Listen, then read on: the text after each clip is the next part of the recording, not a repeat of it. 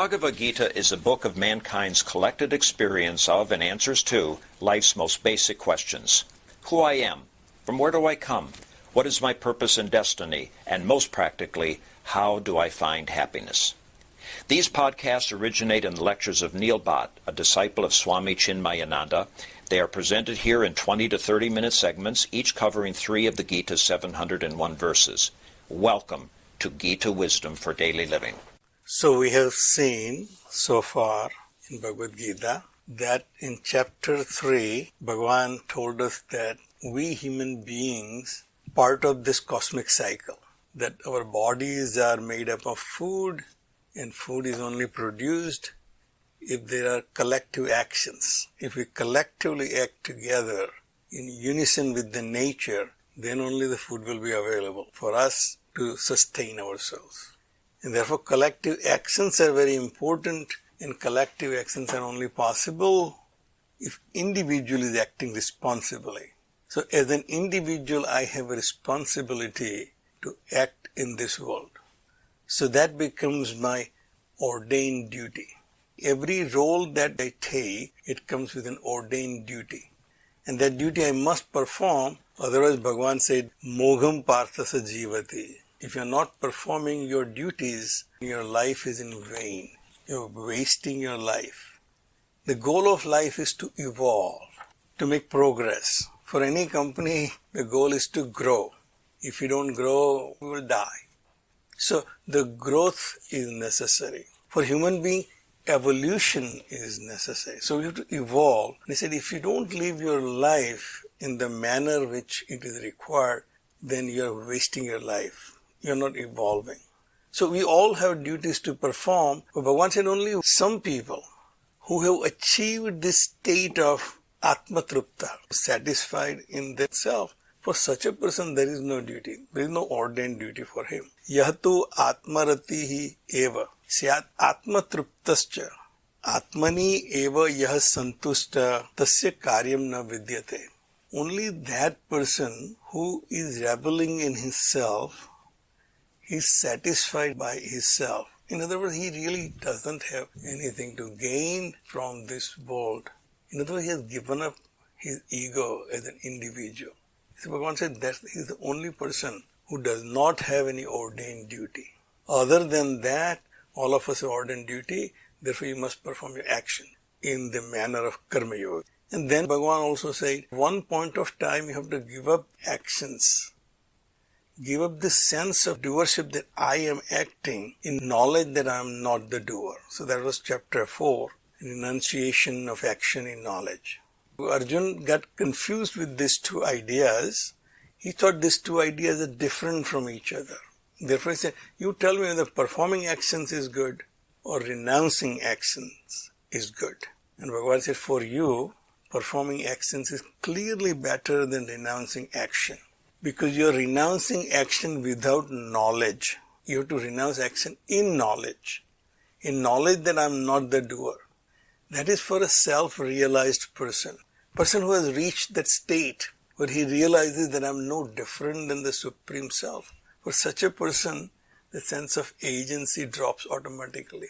Because there is no ego. Ego has no validity there. But for you to think that I am the doer and now I am renouncing my actions, that's not going to help you, and therefore performing actions is better than renouncing action. So basically, as long as I have a sense of doership, I have to perform actions, but not to get bound by those actions, I should perform without expectations. And for us to understand sannyasa, he said, if you do not have likes and dislikes, then you are a sannyasi. Ya na dvesti na kankshati. Not that one who has given up actions. One who has given up the sense of agency and therefore he does not have likes and dislikes. One who is going beyond these pairs of opposites. That is a very higher state of existence. When I can go beyond my likes and dislikes.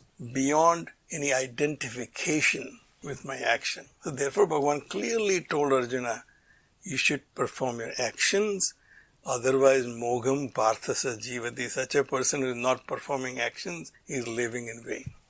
in the next verse he says, Sankhya Yogo Pruthak Balaha Pravadanti, Na Panditaha. Only those who are childish, they consider renunciation of action in performing actions are two different things. Sankhya and Yoga. So in this case, the Sankhya and Yoga, as Swamiji points out, are not really indicating the Sankhya Darshan and Yoga Darshan. But it's indicating what we have learned in Bhagavad Gita in chapter 2. Sankhya is the knowledge. Sankhya is the culmination of my logical thought about who I am. And I come to the conclusion that my self is immutable, imperishable. This body is mutable, perishable. That's Sankhya. So Sankhya here basically indicates the result of my renunciation of action. When I renounce my ego, and the knowledge which I come up with is Sankhya. That is the knowledge. So Sankhya indicates the knowledge or Sanyasa, and Yoga indicates the performance of actions. And Bhagavan has indicated the definition of yoga for us. He said, Samatvam Yoga Uchyate. So Yoga Karmasu Kausalam. So in this context, Bhagavan says the knowledge about the self, which comes after renouncing actions, and the performance of actions are not two different things. Only those who have not understood this will say that. Obviously, at the time when Bhagavan Vedvyas was writing this, the 6 darshans were quite prevalent, but it's not that the Sankhya Darshan was written by Kapil Muni and therefore he is the originator of Sankhya Darshan. These 2 philosophies were obviously embedded in our Vedic culture, and Kapil Muni wrote Sankhya Darshan to codify, and Patanjali wrote Yoga Darshan to codify yoga. But those 2 terms were pretty frightening even in those days, and more so in our days. In our time, for an average person to think about renouncing actions or renunciation, sannyasa, and then yoga. So we think sannyasa is for sannyasi and yoga is for yogis. I am neither a sannyasi nor a yogi, and therefore I am a grihasthi. None of them are for me. Therefore Bhagavan Vedvyas has to come back in Gita and redefine those terms. And the Sankhya is the knowledge about your own self, and yoga is performing your action in right manner. So in this case, Bhagavan said, you don't consider renouncing action and performing action as 2 separate things. Only those who are childish about this philosophy, they will consider them. Na panditaha, but those who are established in this knowledge, for them they are not 2 separate things. They are one and the same, to be practiced serially. So he said, Ekam api asthitaha samyak ubayor vindate phalam. If you establish yourself in one, you will get results for the both. Because the destination is the same. The destination is to know my real self. Bhagavan in chapter 2 changed our paradigm. Paradigm which we live in is I'm an individual, there's a world outside. I have to compete with everyone else in this world for survival. They're all my competitors outside. What I want, they also want, and therefore I have to constantly fight. And if I don't fight, then I'll be destroyed. So Bhagavan says he changed a paradigm. Yourself is imperishable. And yourself and his self and herself, they are not several different selves, but the one self manifesting to many. That's the goal. That's the knowledge I need to recognize. If I establish in one, in the knowledge, or if I establish myself in the yoga, which is Karma Yoga, where I can perform all actions without any expectations of the result, Bhagavan said you will achieve the same goal. The same result of liberating myself from this bondage of likes and dislikes. My bondage is right now of likes and dislikes. I want things which I like and avoid things I don't like. Those are the 2 ropes which are tying me to this world, this Prakriti. So in Sankhya Darshan and Yoga Darshan, the goal is the same. In Sankhya Darshan, Purusha and Prakriti are 2 separate entities eternally existing. Purusha when get entangled with Prakriti, then all the sorrows starts. All this Sattva, Rajas, Tamas gets activated. So the goal in Sankhya is to separate Purusha from Prakriti.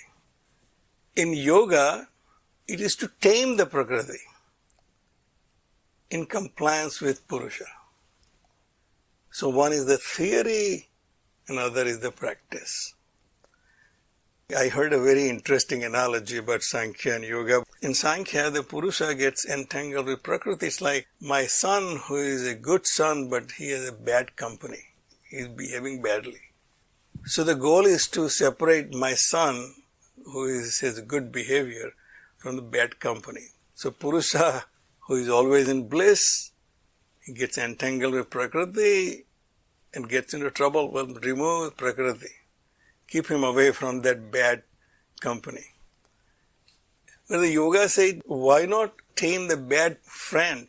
If my son has good behavior and his friend is behaving badly, rather than separating them to their good friends, let's reform his friend so he also behave the same way my son behaves. So yoga is to tame the Prakriti, Sankhya is to separate yourself from the Prakriti. So here he said, the goal is the same. Ekam api astitaha, if you establish in one, samyak ubayor vindate phalam, you will achieve the same result. And Swamiji says this verse is also translated differently by different people. One is said, ekam phalam prapt. So, ekam phalam, the phala is one when you establish in both, or you can say, if you establish in one, you'll find the results of both. One way or other, the goal is the same, is to liberate yourself from the bondages you are suffering right now. Yat sankhe prapyate sthanam tad yoge api gamyate. That state of existence which you can achieve through the knowledge. If I achieve the knowledge that I am not the doer, I am just a nimitta matra. Consciousness is using this body, mind, intellect as an equipment to transact with this world outside. But this limited ego has no real existence. It is just the perceived existence of the limitations of the room space. There is no limitation in the space, but I perceive them because I am perceiving through the lens of the measurements of the walls, floors and ceiling. If I can transcend this perception, then I'll see the unity of the space. But the equipment I'm using has limitation of three-dimensional perception.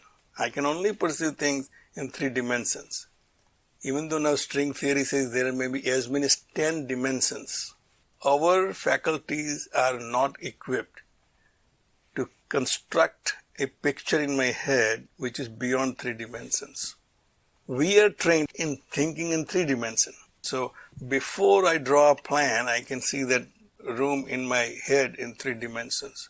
If I can go beyond this and establish myself as I'm not the doer, then I can achieve that state of no bondage.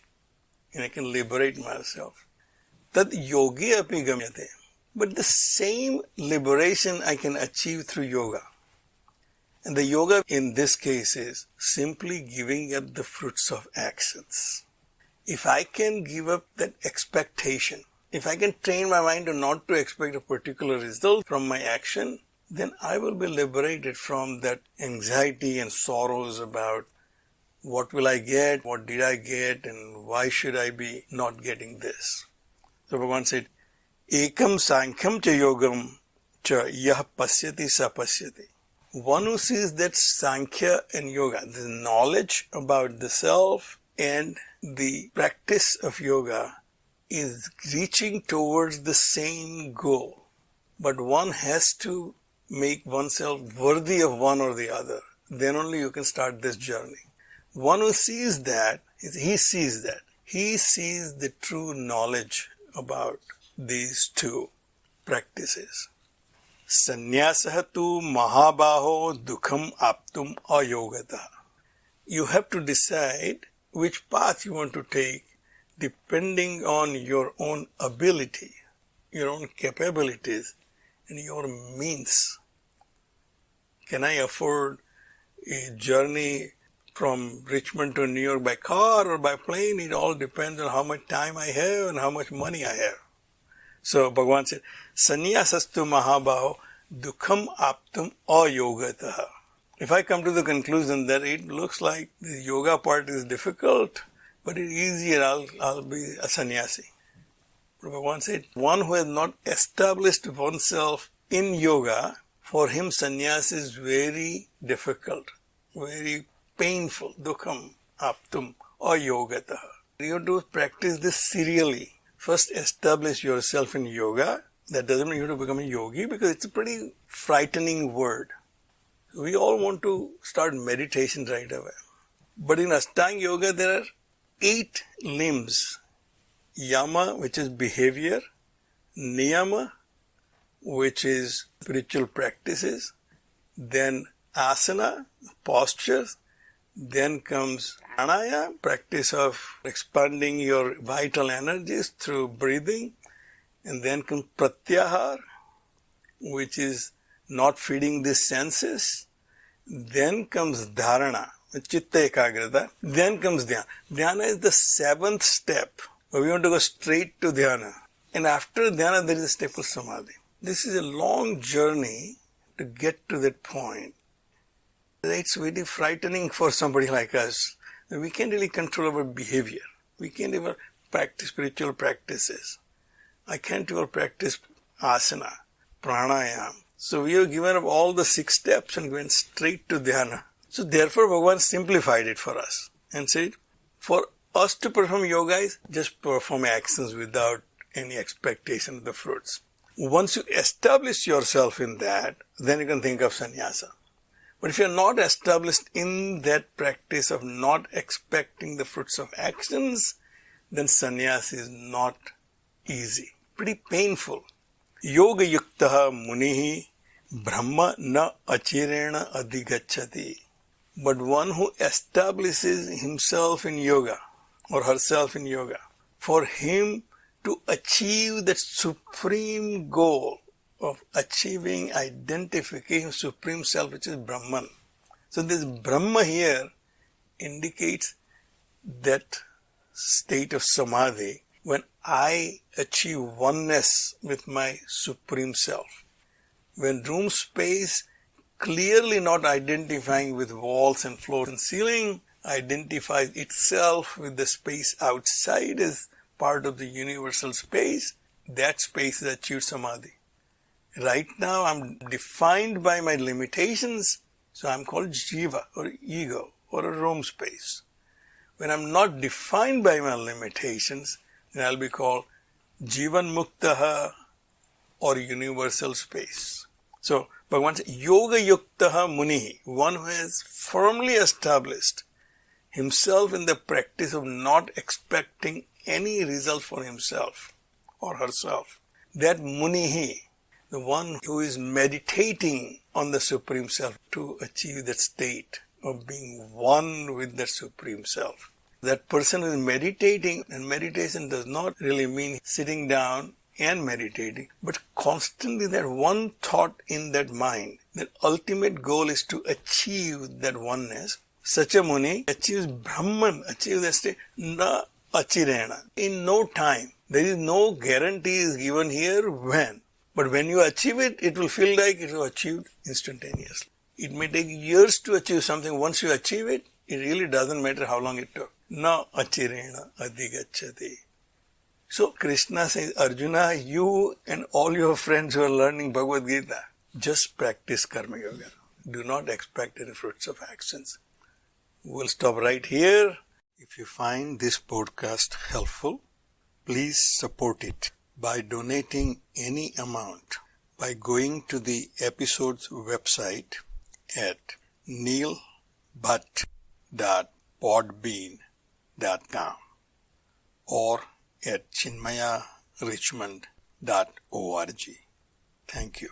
Om Sarve Bhavantu Sukhina Sarve Santu Niramayaha Sarve Bhadrani Pashyantu Ma Kaschid Dukkha Bhag Bhave.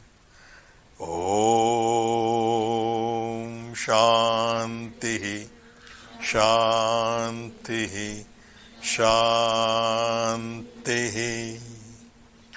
Harihi Om. Shri Gurubhyo Namaha. Harihi Om.